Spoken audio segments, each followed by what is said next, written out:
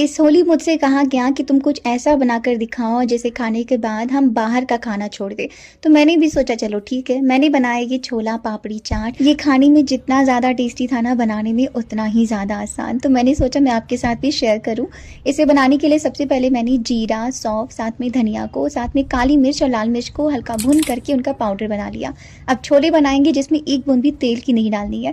Directly pressure cooker में छोले डालेंगे, साथ में कच्चा आलू, टमाटर, प्याज, पानी और नमक। 4 से 5 प्रेशर आने तक पकने दें मीडियम हीट पर। इसके बाद आप इसमें वो खास मसाला ऐड करके साथ में जो भी सूखे मसाले डालने हैं वो ऐड करें। साथ में इमली का पानी और 7 से 8 मिनट के लिए बढ़िया से पका लें। साथ में काला नमक, थोड़ा सा अदरक और थोड़ी हरी मिर्च भी ऐड की है। और ये देखो कितने अच्छे लग रहे हैं ना। चाहो तो पूरी पराठे के साथ भी सर्व कर सकते हो। बस सारी चीज़ें रेडी हैं। इनके ऊपर पापड़ी डालें, साथ में हरी धनिया की चटनी, इमली की चटनी, प्याज और कुछ चटपटे से मसाले डाल करके और सर्व करो। जो खाएगा ना वो तारीफ करेगा। राधे राधे।